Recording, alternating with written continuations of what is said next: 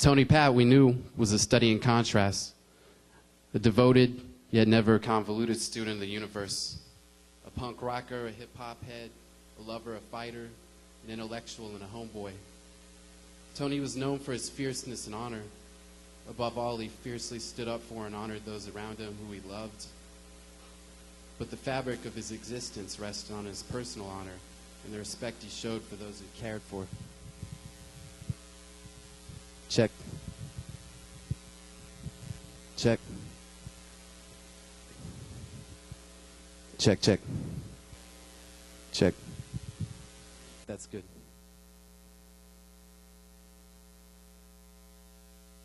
Above all, Tony fiercely stood up for and honored those around him who he loved.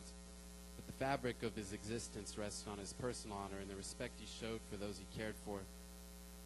If you have ever been on the receiving end of one of Tony's uncomfortably intense apologies, then I have to say no more. When Tony spoke to you from the heart, there is a quality and depth to the genuineness he shared to the point where his eye contact could almost become too much. When I first met Tony, he was emerging from... Oh, that's right. Check, check. Check. Check 1, 2.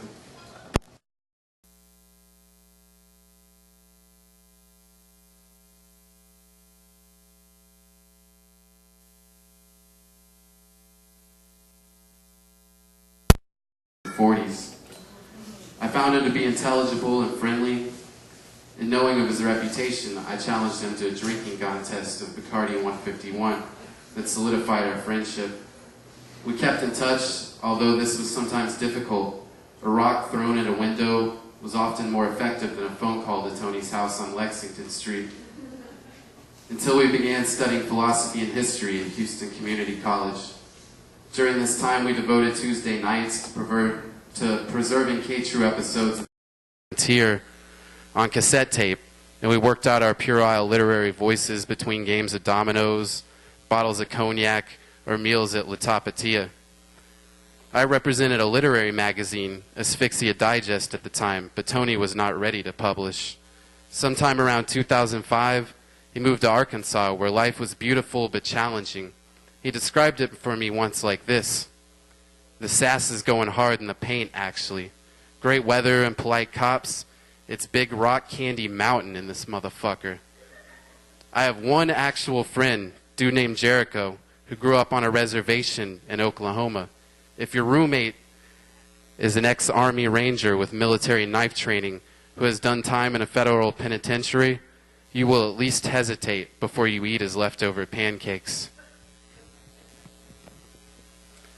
Tony was able to write in Arkansas, something that had become more and more imperative for him over the years, and distance from the distractions of Houston life felt necessary for him at the time. It was in 2006, living in Big Rock Candy Mountain, also known as Fayetteville, when Tony hit his stride, beginning a prolific period between 2006 and 2009, when he would write over 63 known pieces of prose, memoir, poetry, which were often excitedly shared with friends and family. I was on the verge of being nominated for the Ruth Lilly Fellowship in those days, and for both of us, writing never seemed more vital. In 2006, I was able to find a home for Tony's writings in Houston's Bayou Review and Panhandle Quarterly arts journals. In his absence, Tony missed the ones he loved in his city greatly. Among our correspondence, he once sent me a list of the things he loved and missed about Houston. He wrote, "This is it, soul food on West Gray, 3 sides. Selective sounds, cops really busy or too corrupt to fuck with little old me and my Hennessy. 7 suites for 20. Sound clash at Reception Hall, La Carafe Jukebox, the Alabama Ice House on a nice day. Some places still sell single smokes and zigzags. Really fine females from all corners of the earth. The ladies are unbelievably sexy, friendly, and many of them are very intelligent. I like metrosexuals better than frat boys. A good punk rock show now and again. Collector's Firearms on Richmond, Eden, a good hot bowl of faux Thai with lots of rooster sauce. Tony's throwback list, the Westheimer Street Festival, the Bob Marley Festival, still going but losing steam, Dream Merchant, the Unicorn. When the Wax first opened, you could walk in there with your 40-ounce. And when we found out it wasn't Nazis at all that burned down Goat's Head Soup, but only somebody getting paid. When Tony returned from Arkansas, he brought with him a new maturity and a pair of And One tennis shoes that had spinners in them that were set off every time he stepped hard on them. I asked about the spinners in his shoes, and he seemed confused. "Do that again," I asked. "Take a hard step." "Huh?" he said. "I just got these because they look fresh, but that's all right, I guess." I asked him how he never looked down and noticed that his shoes spun. He responded, "I guess you've never been to Fayetteville, playa."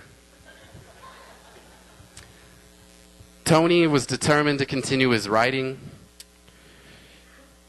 save up enough money to get HBO so he could watch the upcoming season of The Wire on demand, and to find a substitute for a concentrated cherry juice they only sold in Arkansas that was able to mix what he deemed the perfect cocktail. He worked tirelessly at Mia Bella, Chewy's, and then Barnaby's, and we continued our conversations on literature and writing, studying Raymond Carver, Donald Barthelme, and the merging form in nanofiction. Tony followed exceptional stories such as 17 Nails and Tales from the Catwalk with new experimental prose pieces that drew from his personal experiences such as West Main, Max and Charlie, Jimmy's Keys, and the Six Cans. He wrote a series of haikus that pushed the form. Tony studied and appreciated the American voices of Bukowski, Hemingway, George Saunders, Paul Beatty, George Orwell, Jared Diamond, Carver, Barthelme, and the French existentialist Albert Camus. But he also studied the writing of different voices to broaden his understanding of what he did not appreciate or understand. He once read a 1,200-page novel by Ayn Rand just so he could better understand why he did not respect the intentions of the author. Tony's writing and friendships pushed the boundaries of what I have considered possible in a lifetime. His words were always real and from the heart. Whether he was committing them to the page or directing them at someone he had met for the first time. His ability to love was unparalleled and serves as a constant reminder to me in my everyday life how I can move forward without my close friend. Tony befriended often the people that needed it the most. It was as if he was drawn to those circumstances from a place in his antecedent. He could and would approach most often the most uncomfortable or quiet person in a large room of people and bring out the best in them. To meet Tony once was to remember him for life. This could be a hazard if you were attempting to accomplish anything with him in a social setting. It seems there was nowhere you could go in Houston where somebody didn't know Tony. Almost everybody has Tony to thank for introducing them to somebody or something they would love, be it film, literature, music, or libation. Whenever I met somebody for the first time that had grown up in Houston's inner loop, I would often give them a simple litmus test. Do you know Tony Patt? Tony leaves behind him a dedicated legion of friends. I'm proud to spend this evening in their company. Lindsay LeMay, who couldn't be with us tonight, sent me a favorite poem of Tony's and a message for us. Lindsay introduces the poem like this. This was a poem that Tony shared with me when he lived in Fayetteville, and we discussed it many times after. The poem is titled The Way We Touch by Arkansas poet Miller Williams. This is how it goes.